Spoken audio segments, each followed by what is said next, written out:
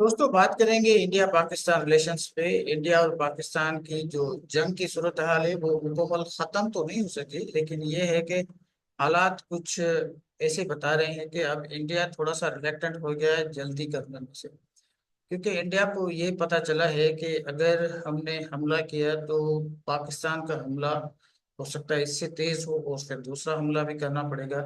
इस तरह ये एटॉमिक जंग में तब्दील हो सकती है, जो इंडिया अफोर्ड नहीं कर सकता। क्योंकि इंडिया जो अभी एक अ, अभी तो डेवलपिंग कंट्री है, लेकिन उनका ग्रोथ रेट बहुत अच्छा है। वो बड़ी तरक्की कर रहा है और बड़े अच्छी ग्रोथ के साथ तरक्की कर रहा है। 6-7 के रफ्तार से ग्रोथ के तकरीबन उसकी 5.6 और समटाइम 6.5 तक उनकी ग्रोथ रेट होती है। तो ये बहुत अच्छी तरक्की होती है कि इतना मुल्क, इतना बड़ा मुल्क और इतनी बड़ी तरक्की के साथ आजकल जा रहे हैं। और बड़े जो यूरोपियन कंट्रीज और दूसरे ममालिक हैं, उनसे भी जो इंडिया की जो रफ्तार है तरक्की करने की, वो बहुत तेज है।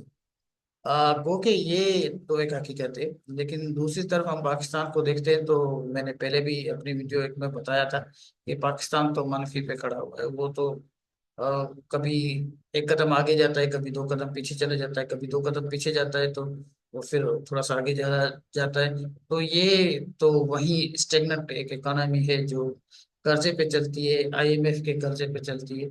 और इनका कोई मतलब है कि कंसिस्टेंसी नहीं है, कोई स्टेबिलिटी मुल्क में नहीं। लेकिन उसके बावजूद भी ये ऐसा एक मुल्क है जो इंडिया को इतना बड़ा नुकसान दे सकता है कि इंडिया जो है वो 100 साल से भी आगे पीछे चला जा सकता है।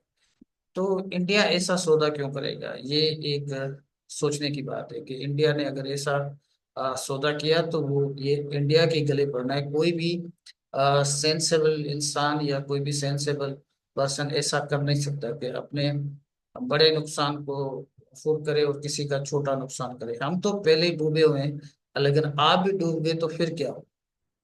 एक तो ये सवाल है।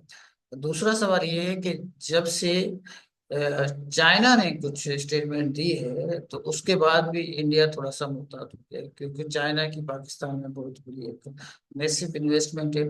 तो चाइना कभी नहीं चाहेगा कि पाकिस्तान कुछ ऐसी जंगी हालात में चला जाए तो उसका कर्जा भी डूब जाए और वो जो तरक्की के जो उनके अपने इंडिकेटर्स हैं और उनके जो टारगेट्स हैं उसको अचीव ना कर पाए। तो ये भी एक बड़ा रीजंस है, वन ऑफ द रीजंस के चाइना ने ये बात कर दी है। लेकिन इंडिया ने जो एक जिंगोज्म और एक जो मीडिया में जो उन्होंने एक सेल खोले हुए हैं जंग को शुरू करने और जंग को खत्म करने और मुल्क को तबाह और बर्बाद करने के, अब इसने इंडिया में यकीनन एक पैनिक तो क्रिएट किया हुआ है। वो डेली अपनी बातें करते हैं कि हम अभी हमला कर देंगे, कल हमला कर देंगे, परसों हमला कर देंगे। मोदी ने आर्डर दे दिया, मोदी ने अख्तियार दे दिए हैं, अब ये होने वाला है, इंटरनेशनल सपोर्ट मिल गई है और इंटरनेशनली पाकिस्तान और सॉरी इंडिया को सपोर्ट किया जा रहा है। अब ये जब हम इसको थोड़ा सा एनालाइज करते हैं तो हमें ऐसा लगता है कि दो के इन्होंने जो इंटरनेशनल कंट्रीज हैं, बड़े बड़े ममालिक, उन्होंने जो इंडिया या जो कश्मीर है इंडिया का, इंडियन हेल्ड कश्मीर, उसमें जो दहशतगर्दी हुई है उसको कंडेम किया है, इसमें कोई शक नहीं है। लेकिन उन्होंने अभी तक पाकिस्तान पे इल्जाम नहीं डाला या उन्होंने ये नहीं कहा कि ये पाकिस्तान ने किया। उनकी जबान के साथ उन्होंने जबान नहीं मिलाई। ये भी एक बड़ा सवाल है, क्योंकि अब दुनिया ये नहीं समझती। दुनिया कहती है कि आप हमें कुछ प्रूफ दीजिए। तो प्रूफ नहीं दे सकी अभी तक इंडियन गवर्नमेंट। इसीलिए भी जो है वो दुनिया इतनी कन्विंस नहीं है। तो ये कुछ हालात हैं। क्योंकि मुल्क में अगर हमारे पास एक जंग वाली सूरत हाल होती है तो यकीनन फिर इकोनॉमी भी डाउन होती है, मुल्क के हालात भी खराब होते हैं।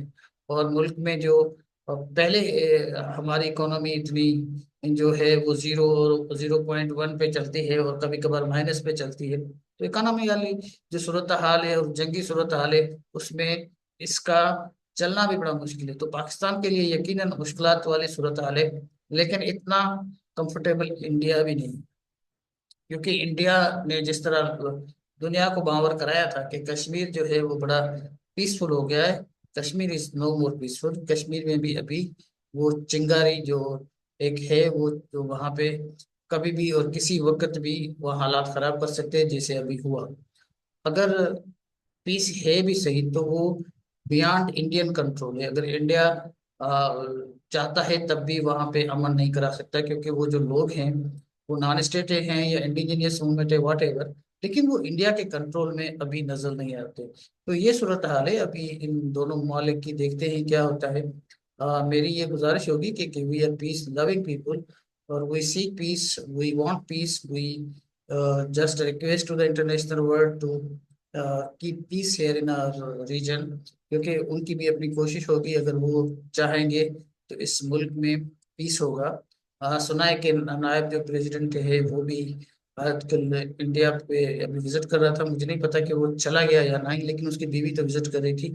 लेकिन वो ये कह रहे हैं कि हम जंग करने नहीं देंगे। अब पता नहीं क्या होगा, लेकिन हमने तो यही बात करनी है कि, और ख्वाहिश भी यही रखनी है कि इस खित्ते में अमन हो, और इस खित्ते में कोई जंग नहीं हो, कोई लोग न मरे पहले भी, क्योंकि मरने वाले लोग तो फिर भी गरीब होते हैं।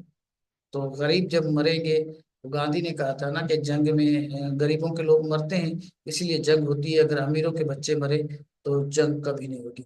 तो गरीबों को न मारें, और कोशिश करें इस खित्ते में जंग नहीं हो और लोग अमन के साथ रहें।